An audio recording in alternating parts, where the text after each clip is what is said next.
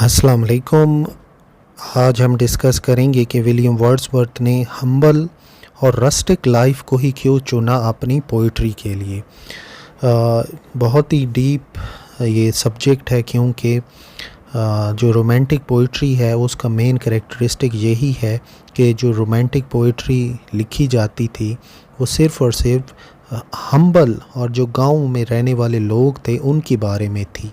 तो आखिर ऐसा उन्होंने क्यों किया, आखिर इसकी वजह हम जानते हैं। तो लिरिकल बैलेड्स का जो प्रेफेस आया था 1798 और 1800 में, उसमें विलियम वर्ड्सवर्थ ने ये बात कही कि वो आम ज़िंदगी, जो गांव में रहने वाले लोग हैं उनकी ज़िंदगी को सब्जेक्ट बनाएंगे अपनी पोइट्री के लिए।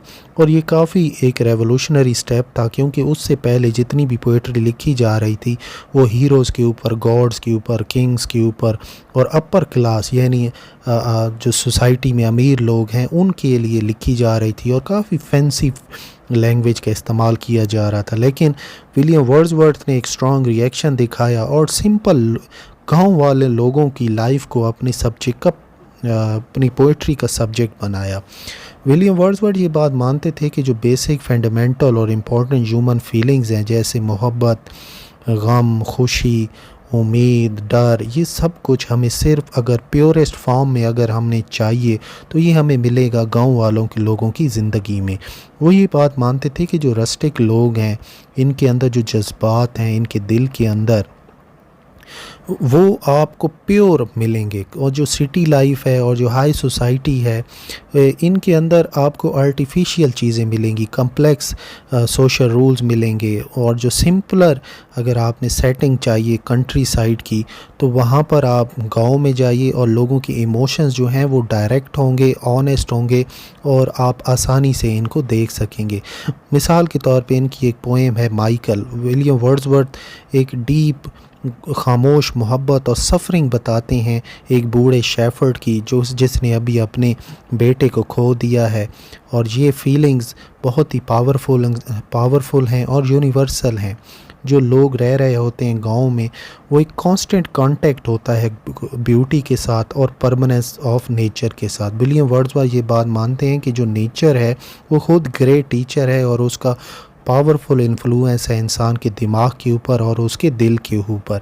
उन्होंने ये सारी जो रस्टिक लोगों की जो फीलिंग्स हैं इनको अपनी पोइट्री के अंदर बताया है। वो ये बात मानते हैं कि जो गांव वाले लोग हैं इनका क्लोज रिलेशनशिप होता है माउंटेन्स के साथ, दरियाओं के साथ, खेतों के साथ, आसमान के मुख्तलिफ़ रूप्स के साथ, इमोशंस के साथ।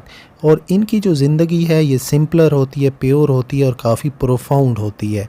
बहुत सारी जो विलियम वर्ड्सवर्थ की पोएम है, जिस तरह line compose few miles about intern AB, उसके अंदर हम देखते हैं कि नेचर ने किस तरह से विलियम वर्ड्सवर्थ की इमोशंस और मेमोरी को इन्फ्लुएंस किया है।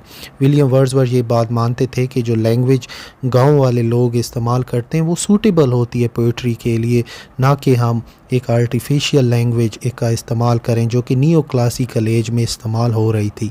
वो ये बात मानते थे कि जो लैंग्वेज है गांव वालों की वो सिंपलर होती है, डायरेक्ट होती है और नेचुरल होती है। वो उसके अंदर फैशन इतना नहीं होता, कॉम्प्लिकेटेड आइडियाज़ नहीं होते।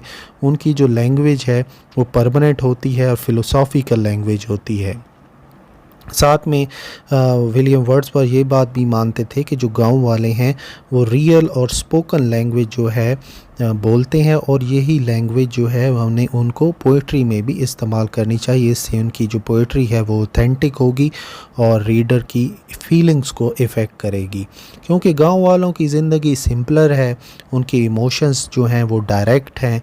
विलियम वर्ड्सवर्थ ये बात मानते थे कि शायर के लिए इसको ऑब्ज़र्व करना और अंडरस्टैंड करना ह्यूमन नेचर को गांव के अंदर वो ज़्यादा आसानी से हम ह्यूमन नेचर को अंडरस्टैंड कर सकते हैं गांव के अंदर, ना कि अगर हम शहर की तरफ जाएं। शहर के अंदर हमें हर चीज़ आर्टिफिशियल मिलेगी, हर चीज़ कम्प्लेक्स मिलेगी सिटी इन्वायरमेंट के अंदर।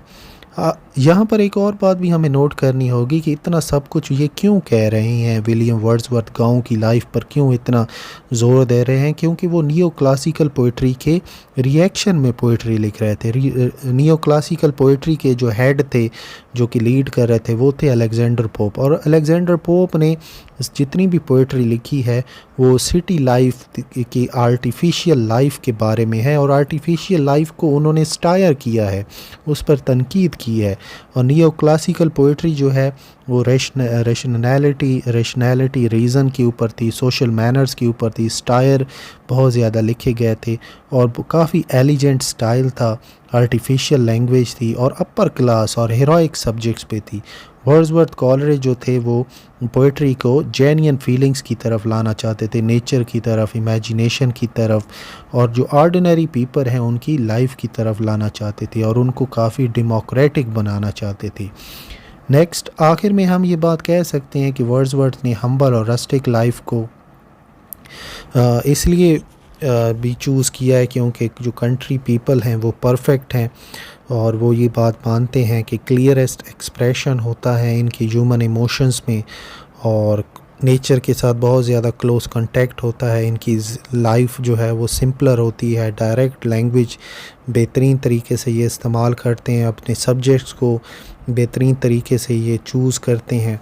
तो यही मेन मकासद थे कि क्यों विलियम वर्ड्सवर्थ ने हम्बल लाइफ को चूज़ किया।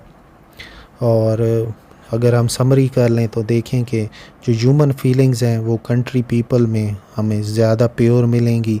कंट्री पीपल का डायरेक्ट कनेक्शन है नेचर के साथ। लैंग्वेज जो है कंट्री पीपल की वो सूटेबल होती है पोइट्री के लिए, और ह्यूमन नेचर को हम आसानी से अंडरस्टैंड कर सकते हैं गाँव में। और विलियम वर्ड्सवर्थ बेसिकली रिएक्ट कर रहे थे नियो क्लासिकल पोइट्री के ख़िलाफ़।